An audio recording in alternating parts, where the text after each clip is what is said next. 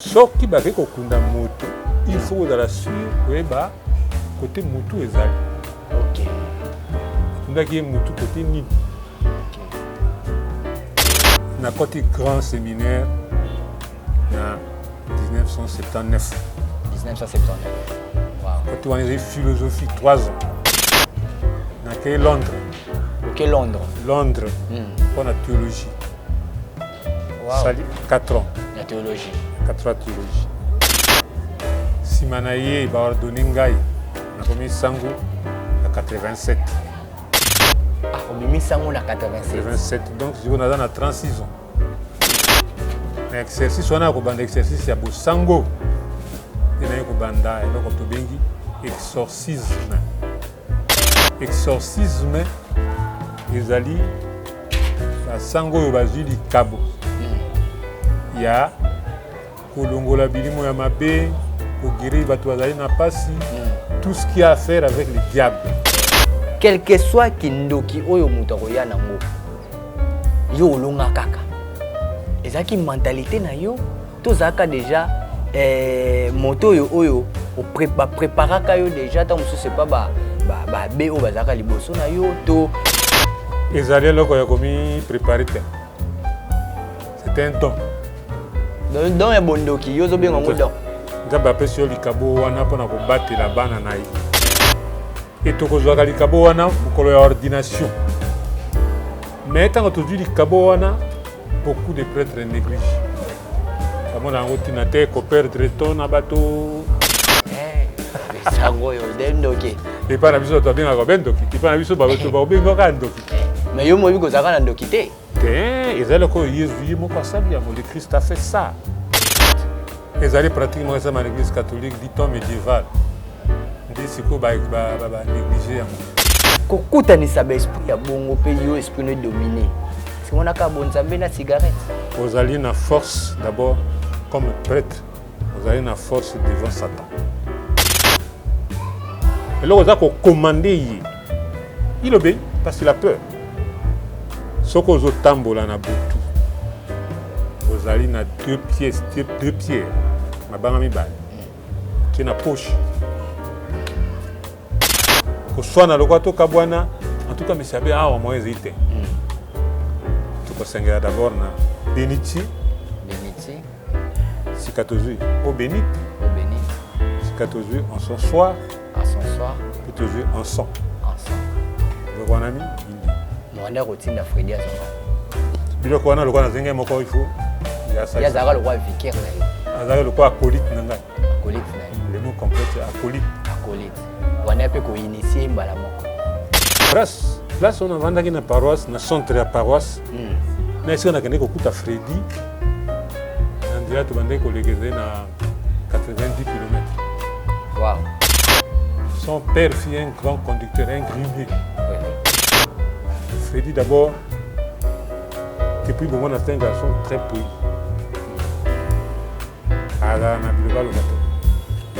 Deux, bon travailleur. Bonne idée. Il dit ce type, on va l'envoyer au séminaire. Ah, idée ça qui bon. On me mène à séminaire. Mais il y a évité, Babo tu vas éviter. Ils ont bien engagé.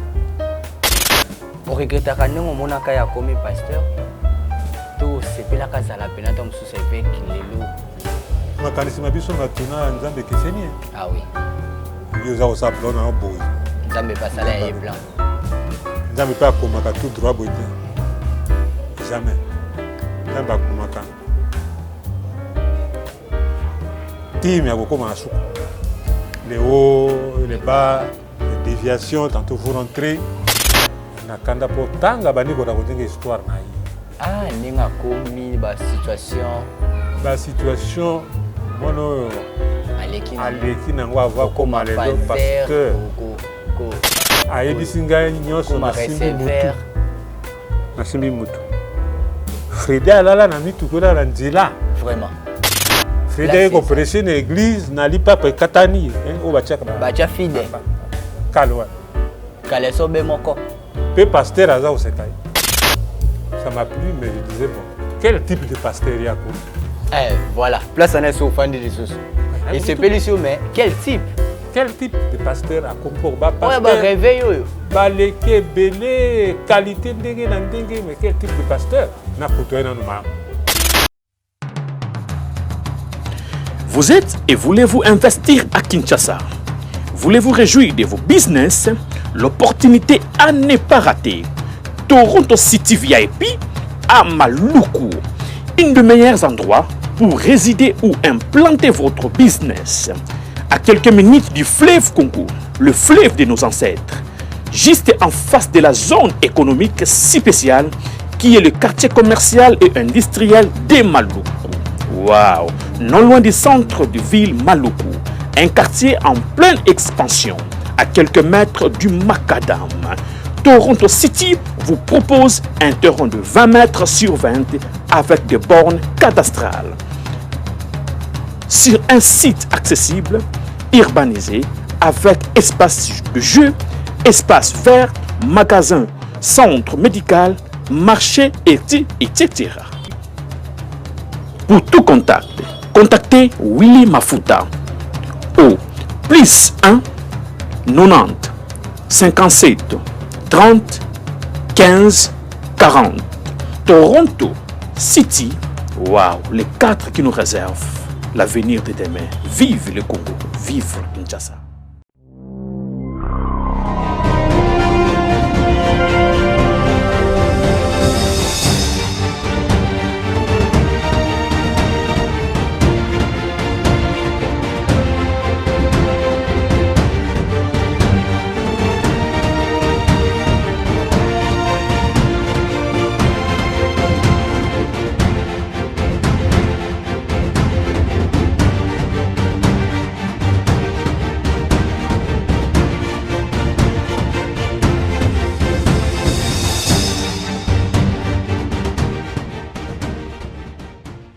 Mesdames et messieurs, bonjour, bonsoir, ça dépend à l'heure que vous nous suivez partout dans le monde. Merci pour cette confiance et la fidélité que vous ne cessez de nous donner dans vos chaînes, nos chaînes, comme je le dis parce que c'est une émission à plusieurs chaînes. Donc merci à vous tous, Bolanda Rabiso partout, dans Mokin Mobimba, une émission bilingue. La réponse à nos questions, comme je le dis toujours, la réponse à nos questions, nous cherchons toujours de trouver des bonnes réponses à toutes les questions que nous essayons de poser nos invités sur ces plateaux. Alors aujourd'hui, on a eu la grâce et cette chance-là de recevoir, après tant d'années, après tant de recherches, après tant de koluka, tu habites à Banda Koboya, est-ce que les ala qui t'ont osé la ngongawe kokisama, muto yo abokola, papa na biso boyebi, na betando na bino nyonso na kombo ya prophète, évangéliste, le frère, je suis le Kamba Kunza.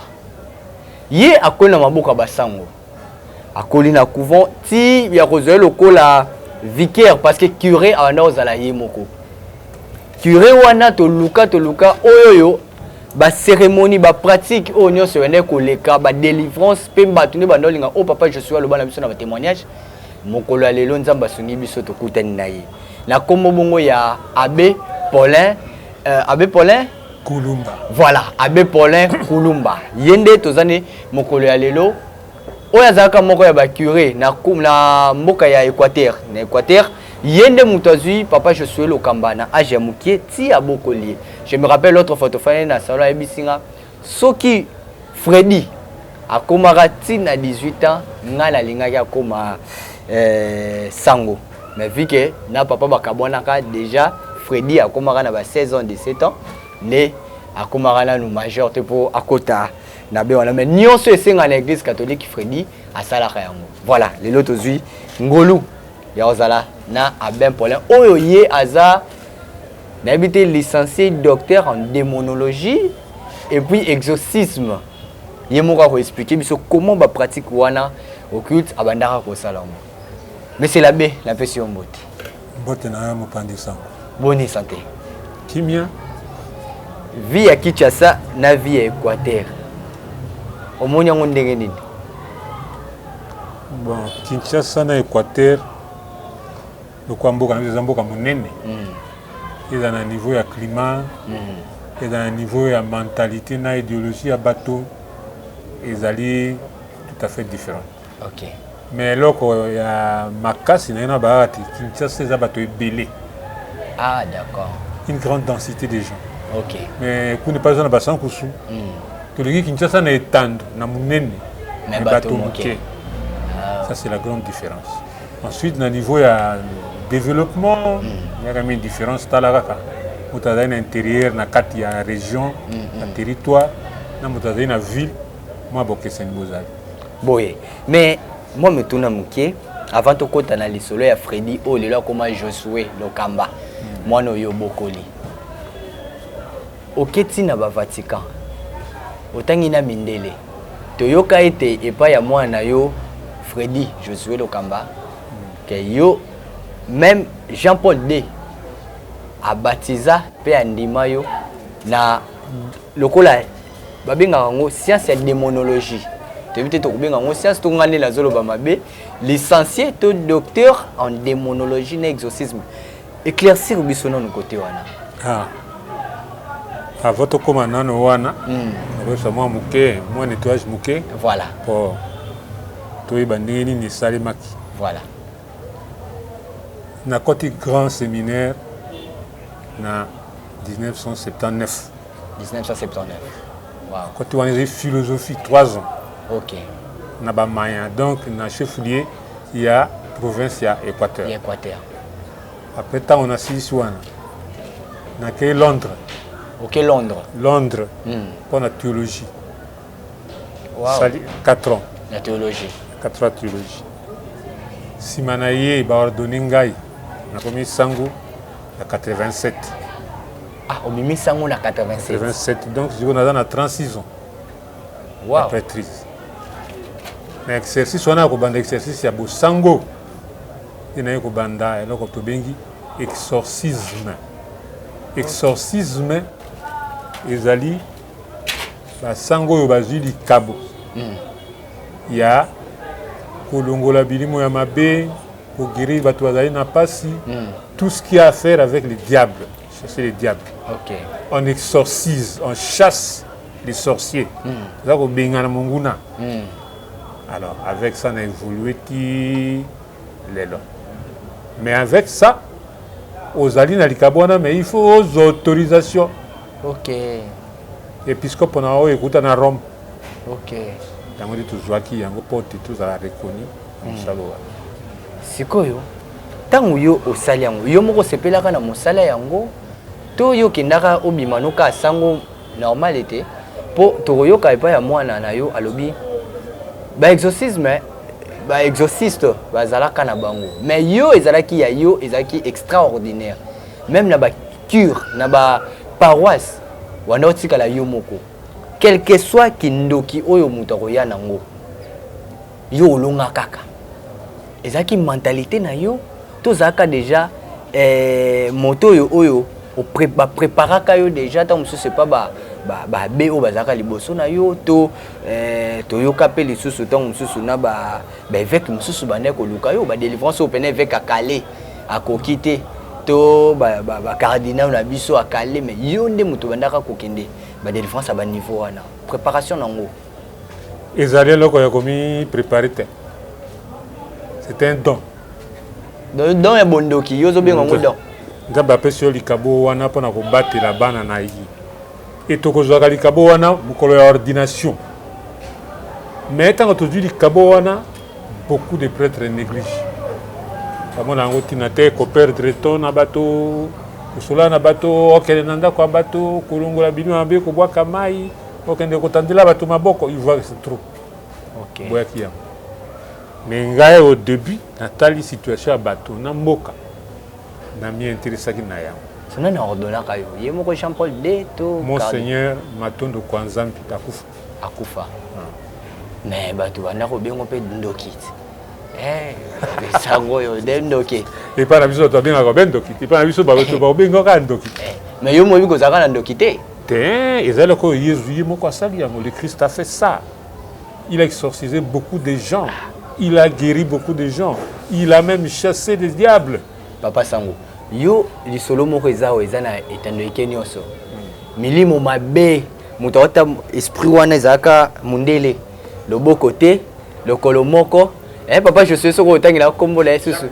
Jacques Magnao. Le kolomoko. Yo ko kangatina molimo wana ozi tombo ya moto tie ba chaîne ba pratique wana ezalaki occulte. Ezali pratiquement ça dans l'église catholique du temps médiéval. Ndi siko ba négliger yango. So comme olimo ya mabe, c'est-à-dire comment ezako bima ko tungisa bato. Ko la cas spécial na Mac Mao.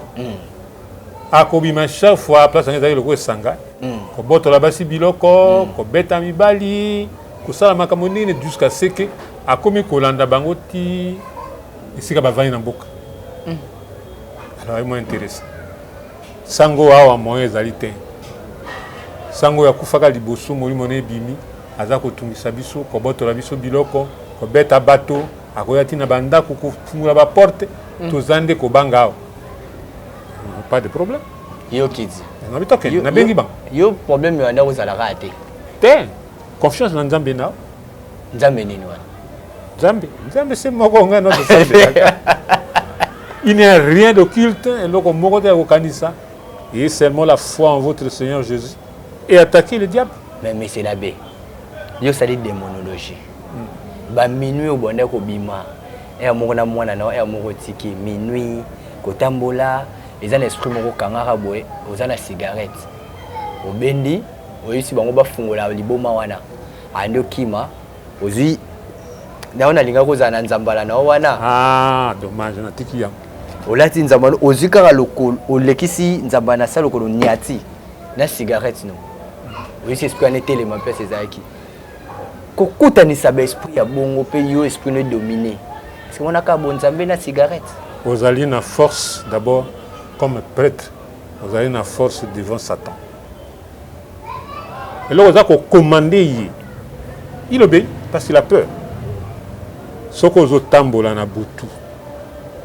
Ozali na deux pierres, ma banga mibale, qui est na poche. Donc comment on esprit mauvais ti destination na. Ibanga ngo faisait nini ya kai. Oh yo penza to dans ndira. Le rotika mibale qui na poche. Okota mwanenge yo lingi na butu ti mo pas sorcier. So na salango. Oh comment on sorcier. Okuta to na ba soda, to na bato balango masanga to consort, mais les mauvais esprits vous dans angote. Deuxième chose. Dikaya. Bangi. Akuka dikaya. Ah, dikaya chimbo. Cigarette. Akuka pe dikaya te. Ah, mais na église na rêvé ba pekisaka biso ko mela ba cigarette. Ni na église? Oui. Comme la cigarette dans ce sens c'est comme la ba drogue. Yo pekisa mwana na yo lokam. Freddy, je souhait. Oui. Affimete. Nini te. Pour ne pas dire ma bonne santé. Le quoi un jeune garçon azena bomo molai na makombo bela ko sala. Comme la yangote. Mais obanda ko tinda ye zulanga eloko wana papa bakomba biloko ngo ezaki badini. Ngai mona ko yebisa yango. Yebisanga biloko. Soko ngo sala service. Azele le hôtel, azele le hôtel, azele anozoni. Ezo dépendre na ba cas. Leti ka moko pena ya démon ya makasi. Cas par exemple qui pena ya makasi. Aliaka batu tout. Cas par exemple le quoi tozo bengana e passe. Nazaki na sango musute zana sango moko me ayaka wana te. Te ba bi moko yo kimisaka. To kokoma place wana. Kimisaka ye. Soki to par exemple to lingi te exorciser ndako ya moto. Nazola malamu te, andoto mabe, azo tungisa na butu, bana bazo bela, ngana mobali kaka ko swana lokwa to kabwana, en tout cas mais sabe awa moyens ite. Tu ko sengera d'abord na Beniti. Sikatozui au Bénite. Sikatozui en son soir. Pitozui en son. Le roi ami binde. Mwanda rotinda Freddy azora. Biloko wana lokwa na zenge moko il faut ya zara le roi vicaire na yo. Azara le quoi acolyte na ngai. Acolyte na yo. Le mot complet c'est acolyte. Wana pe ko initier mbala moko. Tant on ça bisalo wana azo comprendre. Ta muto tazo mona. Azara mona ma akoli azo comprendre. OK. On est zela biso mai. Allez. Tiana Benitier. Sabiso mungu. Na mungu. Zela biso ensemble. Avec d'autres ensemble. Mais là biso charbon. Tant on a d'autant à biloko wana nyoso, il faut comprendre. Puis c'est comme on a lobby, tout ko banda sikoyo. To koti na lopango na salon. Bo fungola ba fenêtre nyonso, ba porte nyonso ya ndako. bafongoli bino kovanda liboso na biso wana Fredi aza nsima awa na pembeni bandi losambo oyo losambo ti sali bainvocation tosambeli ti ntango tosisi losambo cérémonie ebandi Fredi memelanga mungwa mema mai asimbi asambeli yango te esili na benisi nazwi mungwa natie yango na mai 3 fois esili sikoyo nalobi na ye tambola na ndako mobimba bwaka mai oyo wana ye moto azobwaka we tunavona bwaka na ndako mobimba na na chambre na chambre mais est-ce que baesprit ane mpe kobete te te ntango wana esprit akoya te nous les chasseurs nous sommes plus forts que lui il tremble oui azolenga ya kosala eloko moko te est-ce que ozwa mpe dea retour ya esprit moko mpena omeki ye patake omeki mpena omoyeke oyo satan mpena ye moko barépercussion na nsima ayaka ebandi akoya diana tosilisa voilà Fredi memela ngai en ce soir ali na yango yela ngai charbon yela nson totie milinga ebimi tambola ndako na nyonso bwaka milinga popoli milinga te esili Fredi zwa mungwa tosambeli esili ye mpe aza moto azomona makambo ya cérémonie azocomprendre ka par exemple oyo olobi wana ya sango wana non soki bakei kokunda moto il faut kozala sur koyeba kote mutu ezali akundaki ye mutu kote nini tosambeli na kosambela ali tozwi une grosse pierre si que maintenant nous arrêtons l'esprit mauvais définitivement obima te otungisa bato te bato bavanda kimia nkombo ya Yesu Kristo libanga bocha kote ni kota mutu te mutu bandeko na ye bato bayebi ensuite soki ezali korésister boke ko après que 2 mois 3 mois mais ça mais ezongi là boye kozwa chaîne dans 4 coins c'est rectangle c'est fini la société mais ce qui par erreur ndeti mutu et qui résistait te ndeko tche libanga na mutu a résister ta bimi mais mutu moko aye par exemple longo libanga abima wapi ndenge esprit yango ebimaka te libanga na so mutu ya longo yango aobima na ye to wana eza kaka symbole oyo bodepozaka wana c'est la prière qui agit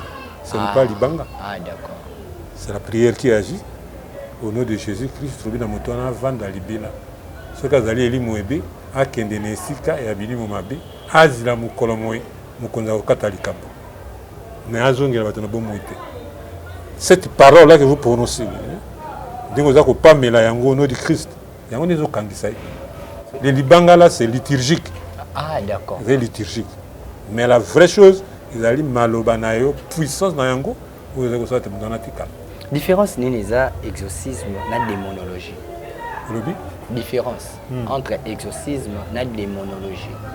En démonologie, c'est justement science moko très théorique. Pardon? Très théorique, la démonologie. On a une espèce de démons. Des démons basés vivants, des démons qui sont morts, des esprits qui sortent des gens. Des gens différents types de démons. On vous apprend comment est-ce qu'il fait na bango ezali. Mais l'exorcisme, c'est ce qui est pratique. C'est la guérison. Donc mutaze na bilimo mabe kufa yo est l'exorciste oyo sambeli pona yo tandeli maboko obwake liema mabenemi mutabiki. C'est l'exorcisme est beaucoup plus pratique. Ce sont des sciences qui sont un peu sœurs, mais la partie où il y a exorcisme est allé beaucoup plus pratique. La démonologie, c'est on apprend ça. Peut-être que vous voyez yango suka bozungo bena exorcisme. Suka kawa. Tu beta musolo muke ya Fredi. Nini oyo ane komona kati ya Josué Lokamba o Kalazaki Freddy oyo ana komona kati na ye ke lobe kozala nani oyo esengaki o encadrer koleka ta musubana nyonso po monaka place on avandaki na paroisse na centre ya paroisse na esika nakende kokuta Freddy na ndila tobandaki kolekeze na 90 km. Wow. Il y a avant na baboti na une grande société d'exploitation forestière. Siforzal. Siforzal, à l'Obelango. Son père fut un grand conducteur, un grimier. Oui. Maman a une femme ménagère. Adina Baya na balekina. Nga comme nouveau prêtre. Ok. D'abord comme stagiaire en 86. Ti na kuli aye. Je trouve sa maman Azali présidente de Maman catholique dans le secteur Ouane. Moi, j'ai trouvé la famille était déjà chrétienne avant. Ok. Très engagée. Maman présidente, elle n'est pas naïve. Toké peut-être que ça on aille. N'a pas ma présidente à Binga. À l'action à Bana Henios. Mon esprit a tapé sur lui. Ah oui. Moi, il a dit il y a ça dans moi là comme moi. Malgré ma bitumba naïe. Toko man. On a gazana moi là comme moi différent. Na bananyos. Bananyos. Et papa Azalaki un chrétien, mais papa avait comme maman on est boué. Il ne s'occupait vraiment de Makambo. Mais maman était très très engagée. Puis quand elle a dit maman présidente, moi non Azali, moi non Azali na destin moko. Moi ma casse habite dessin ni mais ça n'a pas de bon mouille. Mouille naïe. Ezako la kisa Makambo moko ya tina. Mais awa saka nini ataka na kila sawa niko première awa na Siforza otalika qualité ko lango Freddy azalaka na balakisi yango ndenge bazala ko lobi ah mérité ngote non je disais un enfant pareil ce que tu t'as perdre mais pe ko sanga baboti yondo senga kaye na baboti na ye oui ok ko sanga baboti ma BSc on a besoin de quelqu'un na paroisse nous me ganons ko accompagner beaucoup mais à quoi à congé nous pensons que bolingi boyer kuna bango yo soba parfaitement d'accord quand on n'est pas la biso un prêtre il y a pas la bible azamwana des histoires incroyables pena juye wana na ebisi bi mutuna vani na ete o nani sango na ngano ayaka il n'a rien à communiquer. Freddy d'abord, depuis bon moment, c'est un garçon très poli.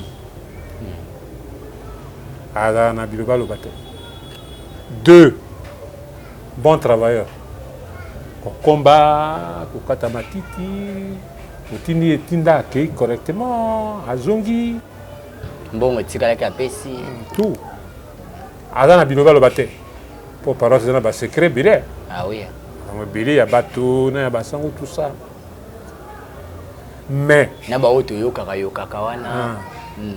Mais. Très primaire. Pour tout le monde, il pas ma pamba. Ah oui. Karaté. Mutabitumba. Yango atango tunaka boyebi ete elle est brutale naza kimia somoni momi mwana malamu mais c'est comme na bagarre mwana mabe mwana asabi voilà c'est ça donc tango ba écouter yanga ngana kendeki na réveil pona na bika OK tango pasteur Beni Binge abondel pona ngana biki allez sili. Bon, na sukola dimanche pendant que 7 Adrien. Papa Monique nayaki mardi. Et puis tant on a biki et sili. Na yé le sous-souté. Jeudi na yété. Parce que dimanche pasteur Rolanda ngai. Na ndako. Ba tu azana douche sukola. Douche za balakise douche. À côté ngati na douche. Oh, papa. Na sukola bi sukola pona bi ke yo za mettre au okoya ko sauter tant que sur la fenêtre ngabi bon ça va fanda kasi wana tellement kasi ale na siko na miso na esili na bimi na douche na kota na chambre ala nenga iso na chambre voilà c'est pourquoi atako basalanga mabe mais na monaka à cause na bango à cause na bango nde na komi nga nazali amen et voilà nde siko yesala na lati pesili asimika na liboko abi toke nga siko na suki ya Bobby Brown o mo suki ya redia misaka na look na ngona banda olinga na époque ezala ya musu tente nde na tente après na bité allez na longoli na komi Bobby Brown na nzela awa na awa na bakiki na kati onoka tellement kiki na bakiki puisque na loba na komi awa tant on a ça dit tu et ça neti il la veut et comme si voilà on est dans comme un environnement OK bah yanké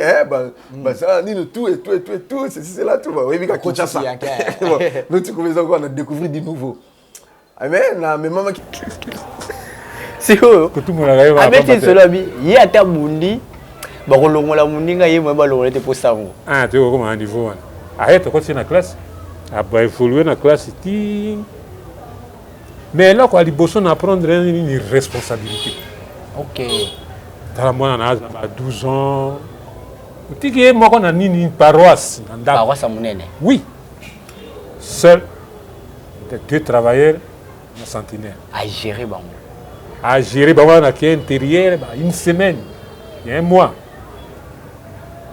à gérer bateau wana à son âge wow pe oye okuti makambo nye rapport nyonso très bien wow ba Christ ba otuna bango bino mwana ma wow très tôt matin à 5h30 na bongana Freddy se lève pour sonner quand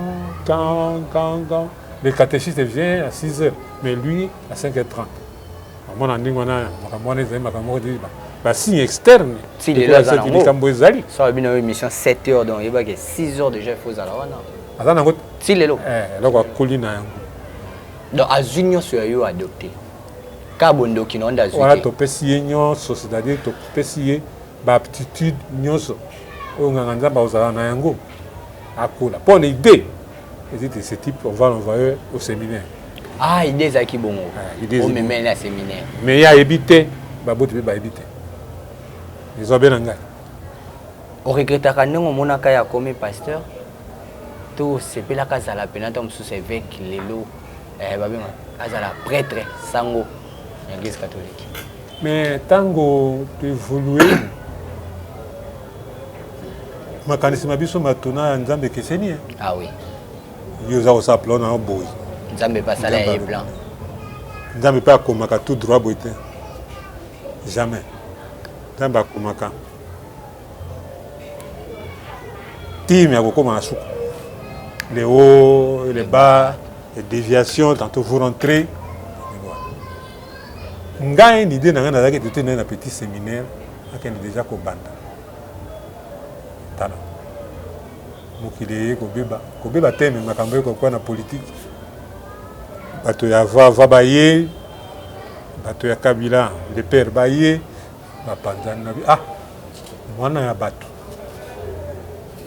isera na kokima so ba bominga ça n'est pas un problème mais mwana bato va demander okendaka na wapi olekaka na wapi ozungisa ki ete polani ah place obanga kande yango wana donc Freddy sikoyo ozonga pa na bapara to yeba que ça va donner guerre wana et continuer tokimi tolongo na diocèse na biso to na diocèse ya Bwindi wana perdre repère ah oui dans ce bateau où il est parti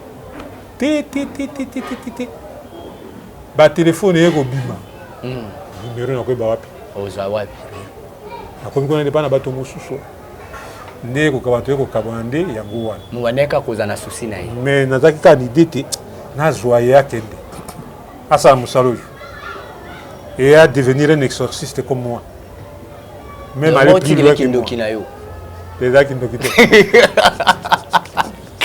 ezali boyambi na conviction te nzamba osa musana ce n'est pas moi je dis toujours le matin Seigneur la bourisa papa loba papa yamboto kende kosala abakwana ufuka moyebi singa mbolobi mosala moye ezali mosala mwa yo moto poni ngai ti nasala yango soki ebongi te wana oyokisi ngai soni mais soni na ngai te kozala ya yo salisa ngai te na likambo oyo nakei kosala nazala na elonga c'est fini viet avec ndenge moko mpe na ngai na initie mpo azala makambo wana ayebaka yango déjà mpe kolongola bobangi enlever la peur azalaka mpe ndenge na bobangi so te moi bozotambola na ye nakende kotinda Freddy 22h Freddy kende osombela ngai likaya mpona komekaya 22h Freddy kende koluka biso masanga bapaya baye set kuna bamwinde eza te ei parte ayebisanga esprit moko boye banda kobeta bato yo tindi ye na chauffeur bakende bazwa esprit wana me bakenda boye kulu na wana azalaka makasi mingi ti bazoki babi papa tokoki ozwa ye te ye bobi bon bomata tokende ye moko kende okanga esprit wana ezali ndenge wana parce que il faut kolakisaka expérience ata mwana omona ondireka azomona mais emo fo tindaka na nko ezali mpe ndenge wana baye koliba ye balobi na yesu balobi en tout cas tobengani bilimo ya mabe tobikisi bato ekonsort mais oyo épilepsie tokoki te yabi wana bino bokoka yango te ifallait wana eza kosenga gene na losambo makasi c'est la même chose avec abi te wana bino bokendeki ekoleka bino mais ntango okomi na Kinshasa Freddy azokemba awa na Kinshasa pasi babonyokoli ayaka koluka yo te koluka ngai me aloba kobenganaka ye koluka ngai te osalisaka ye te aya koluka ngai makuti ngai na étape moko te nazali komilengele mpo na voyage mpe nazali na kanda na kanda mpo tanga bandi kota kotenga histoire na ye ndenge akomi basituation mwana oyo aleki nango ava koma lelo pasteur ayebisi ngai nyonso nasimbi mutu Freddy alala na mituku elala nzela vraiment Freddy aye koprêche na église na lipapa ekatani oyo batya fide kale wana kale sobe moko mpe pasteur aza koseka ye kanda nalobi non fallait pas okondima likambo boye ndenge nini mais soki nzambe apono ya ye ekendeke te na suka moi je connais tout il a on dirait kambo ebele même bandeko na biso moko bapardon na ye bamosusu baza kobengane na ndako alors epesa ngai mawa mingi mais nzambe soki batonga likambo na ye likokende ti suka ata bino bozali ndenge na bino ne pouvait rien alors tant que comme pasteur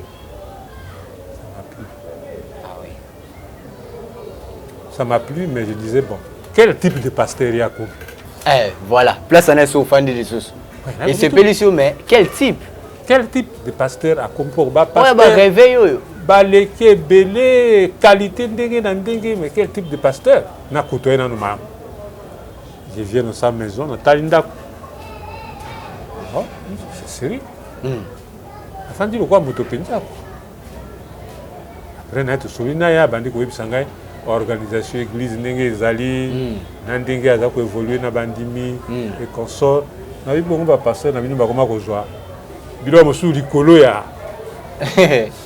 liloba ya nzambe vraiment babakisi bilo mosusu pote bayeba ko émerveiller bato consort habite papa nasala yango te alakisi ngai évolution mobimba te ndenge baforme ye il est na kati ya ligne ya Sony Kafuta oui évolué azali na papier église tout alors je dis bon là il y a du sérieux très bien c'est comme on appelle na bape na téléphone na bato bazo kotoyer bazo benga na bite ezali kambo ali sekite solo na bino bisala mosala nzambe ndenge nalakisaki yo ata okomisango te me mbuto okomi mpa nzambe eza besango te oui bikisa bato kosimba eloko moko te oyo eza étranger très bien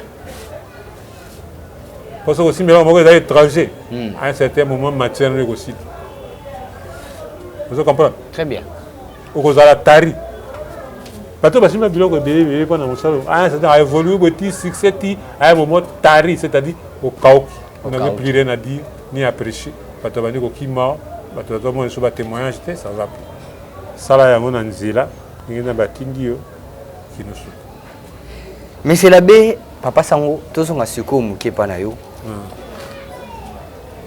yo moko mpo ozalaka na vision ntango mosusu okoma archevêque ya Kinshasa te eloko moko vite fait oregretaka nini na mosala na oyo te nazalaki na epa biso ezalaka vision te epa na biso ezali choix ya Rome ya Rome kuna mpe ntango ozokoma sango neye même pas cette idée là yo osala kaka sala mosala na yo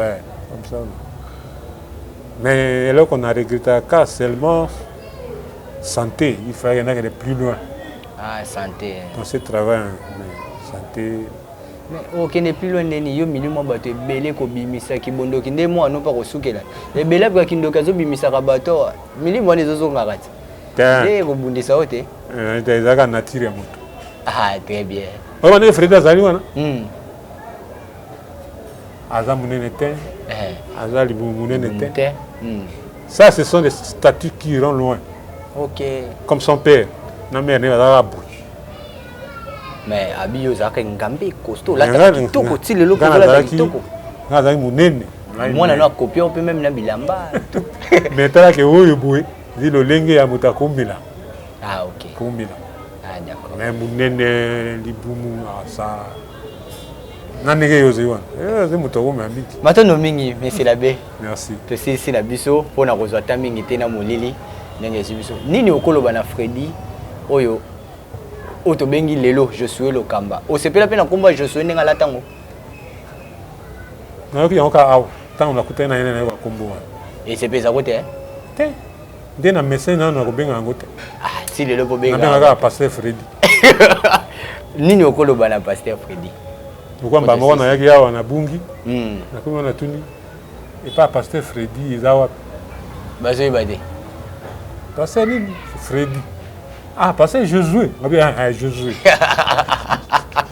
nazongi na kote nini okoloba na ye azolanda ngo etikale lokola conseil to message moko papa po yo ndoza papa na ye vraiment oyo adopta obokoli ti lelo aza na nyonso ya yo po lelo biso tondimi makambo nyonso aloba na biso na batémoignage tokutani na yo moko monsieur l'abbé wana nini okoloba na mwana na yo lokola conseil ya suka lokola conseil ya suka nakoyebisa na Pasteur Josué ezali te mosala oyo ye azwi ezali mosala ya compagnie te ezali mosala ya politique te très bien ezali mosala ya ethnie to clan te nzambe atali bato aza ebele aponi yo mpe aponi ye ntango aponi ye abengi ye si ya la mission c'est ça Dieu vous choisit il vous appelle c'est ça ntango abengi ye atindi ye il vous envoie baétape misato le choix appel et l'envoi très bien atindi ye ntango mokolo likambo ezi ye te angana il faut azala na humilité amen azala pasteur azala toujours komi kitisi amen aza pasteur ya komitombola te pasteur ya kopesa ndakisa yebi te pasteur ya bafaux témoignage te pasteur moko kuna na banini oyo tobengi yango nini lelo basociaux baréseaux sociaux makambo ezangi ntina te azala moto ya komikitisa mpe ntango amikitisi na se nzambe akotombola. Merci beaucoup, monsieur l'abbé. Voilà, vu le temps et puis la lumière, en tout cas, tout comme la mission Nasuka, c'est moi qui vous remercie. Voilà, c'était pour parler des témoignages. Il y a Motola Nzambe Tobengi Nakombo et Josué Lokamba Kunz, il y a l'église Mema, représentant légal, mission évangélique Maranatha. Lui, il y a ce témoignage, il est cas partout. Alors, monsieur l'abbé, tu as dit que le Bazakane depuis Équateur, il y a beaucoup lié, il y a seulement un belé. Yeyo, tous à la kiné awana plateau. On se retrouve prochainement pour un nouveau numéro. Merci, au revoir. Merci.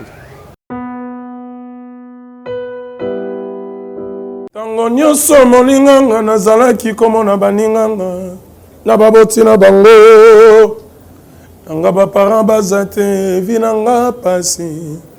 Est-ce que kokufela baboti eza lisumu? Kozanga baboti est-ce que eza lisumu? Voilà, naye kopesa bino message. L'orphelinat Christ rédempteur et ana posa lisungi na bino. Tala musala munene ezosala pona bana. Tala musala munene ezosala pona bana oyo mokili etiki ebwaki. Mais nzamba termine nzelo orphelinat oyo pona ko encadrer bana oyo. Yaya lisungi na yo to ana ngoposa. Un euro no to ana ngoposa pona mwana moko. Tango mwana moko alie nzambe ya bitike oya permettre ete na nzela no mwana alia akobosa na ote. Voilà message ya l'orphelinat Christ rédempteur to ana besoin lisungi na bino. Ba numéro za na se kota contact na biso assistance na yo et aux lisungi pona bana. Que le Dieu des orphelins a bénir diama mtu nyoso ja ta likanisa ko sala quelque chose. Pe o sali yango zamba pambola bino.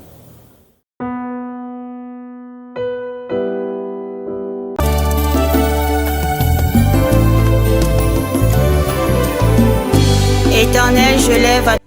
Shalom à tous, je vous salue tous au nom de Jésus, c'est la prophétesse Esther Emmanuel.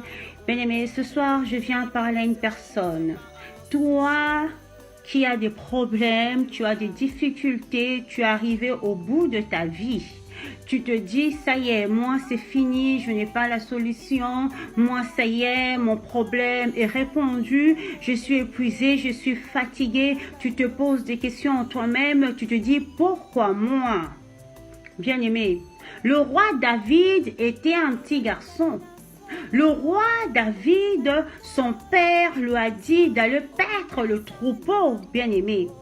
Donc l'enfant David était hors la maison de son père, en train de paître le troupeau de son père. Mais laisse-moi te dire, à cette époque-là, c'était quelque chose de lourd pour un enfant. Pourquoi? Parce que c'était un métier très difficile à cette époque-là, très difficile. Et c'était un métier le plus bas de bas en Israël en cette époque-là.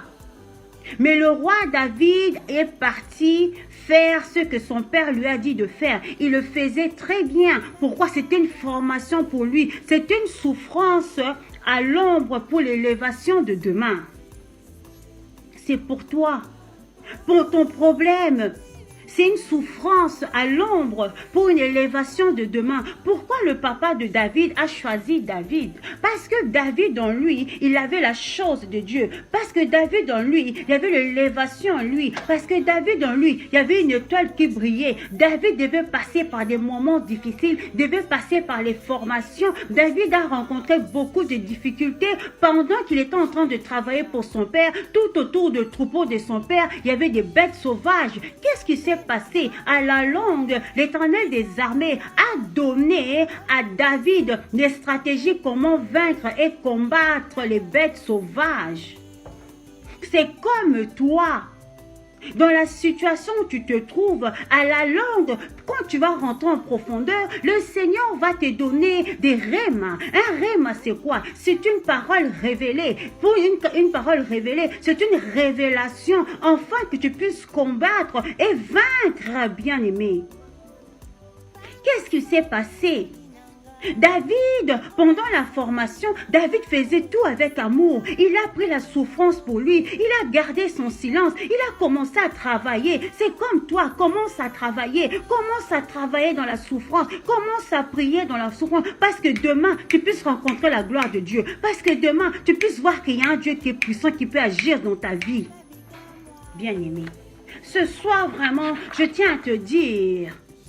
Ton problème d'aujourd'hui, c'est pour la gloire de demain. Ta souffrance d'aujourd'hui, c'est pour la gloire de demain. Les humiliations d'aujourd'hui, c'est pour la gloire de demain, bien-aimé.